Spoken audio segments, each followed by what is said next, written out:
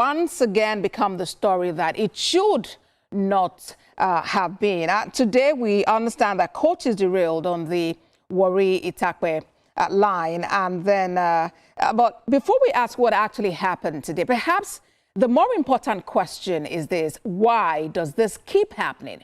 Over the next few minutes, we will walk you through the evidence, the history, and what really must change. Let's get straight to it.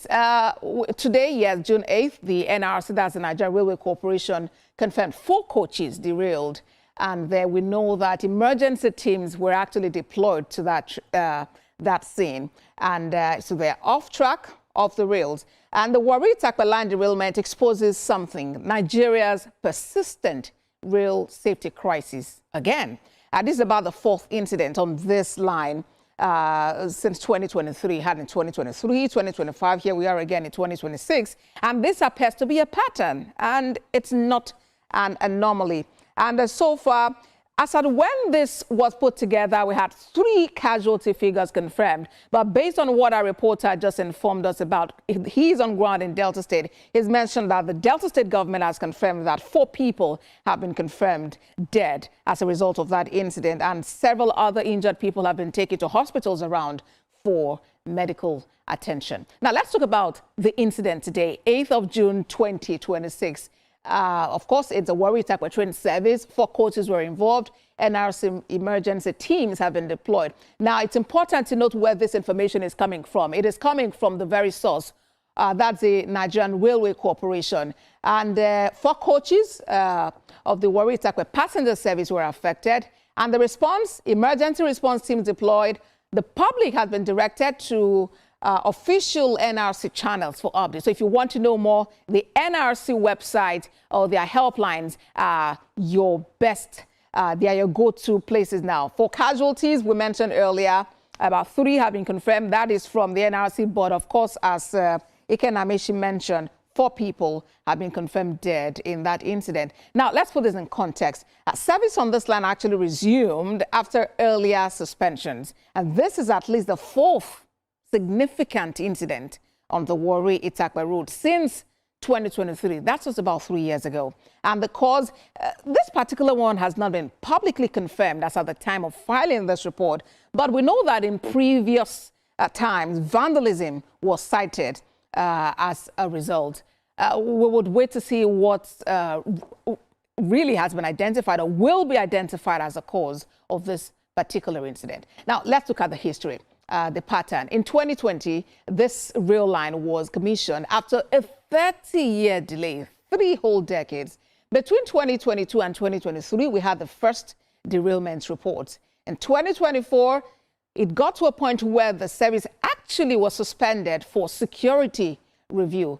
November last year, we had 2 coach derailments, vandalism was cited.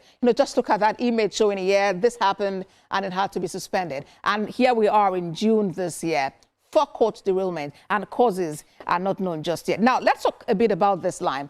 The Warri-Itakpe line runs about 273 kilometers through Delta State, Edo, Kogi, and Kogi states, connecting the old city of Warri, that's in the south-south, to the iron ore complex at Itakpe in Kogi State, that's north central. Now, it's originally conceived in the 1970s, but it was abandoned and finally commissioned under the Buhari administration in December of 2020 after 30 years of delays and, of course, billions in investment. Now, this is like a decades-long pattern that we have experienced with regard to infrastructure inadequacy. 1957, let's talk about some, taking this back to history of derailments we've had. This is in Lalukmo near Ibadan. There was a derailment linked to flooding and erosion.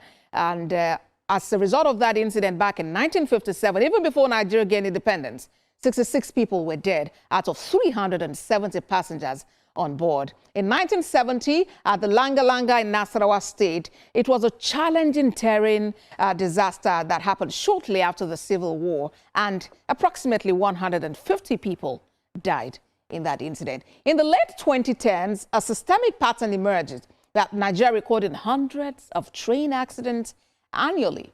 Between 2023 and 2025, The Abuja-Kaduna line faced multiple incidents with reported injuries. The Warri-Itakpe line also saw repeated derailments, including a 2025 vandalism-induced two-coach derailment. And here we are, 2026, the year we're talking about, the Warri-Itakpe with four-coach derailment. And rail accidents have scarred Nigeria's transportation history for decades. What we are witnessing today is not an anomaly, but the continuation of an unaddressed historical pattern. So how do we address this? This is the state of Nigeria's railways. We have billions invested already in revival, but it's undermined by theft. People are stealing the parts of these rail tracks. There's poor oversight over this infrastructure, and there's reactive management. Can we for a moment be proactive? You look at some of the active corridors we have. The Warri-Itakpe, about 273 kilometers. As I mentioned earlier, we have the Abuja-Kaduna corridor, which runs for 186 kilometers. We have the Lagos-Ibadan for 157 kilometers, and there's several others, partially functional or suspended. Now, investment versus reality. We have billions in federal investment since 2010s, yet vandalism, maintenance gaps, and insecurity repeatedly suspend services within months of resumption. Now, the security record.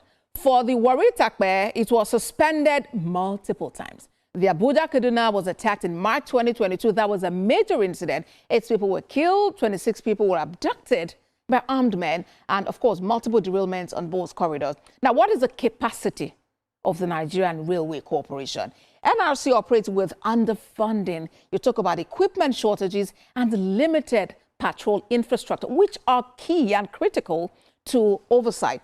And this is relative to the scale of the network and the threat environment. Now, there was the maintenance regime. We have a reactive and not preventive system.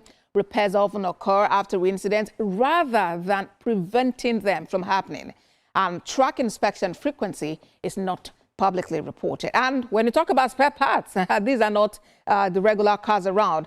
We have heavy reliance on imported components.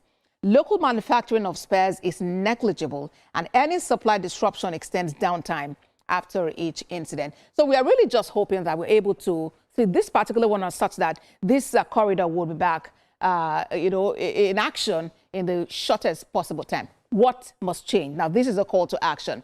Track safety must become non-negotiable. The time for half measures is over. We really need to put word to action. Now, one, we need technology-led track security. We need sensors, CCTV, and remote monitoring on high-risk corridor sections because track anomaly detection before a train reaches the gap will be very helpful. Also, we need military and community corridor patrols. This is, this cannot be overstated.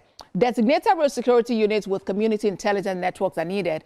Communities near the rail corridor have to be first line of early warning. And then 3, we need to regulate scrap metal dealers. These, take them to court, let justice take its course. Current prosecutions are rare and, you can tell, slow, but we need public sentencing in communities along affected corridors would be a credible deterrent. And 5th, preventive maintenance regime. We need mandatory scheduled track inspections published and independently verified. We need to move from reactive repair after incidents to structured prevention. If we're able to do this, we should be doing really well with keeping our infrastructure properly maintained and being able to serve the teeming Nigerian population that it was set up for. Well, that is the big story breakdown. Thank you for being a part of it.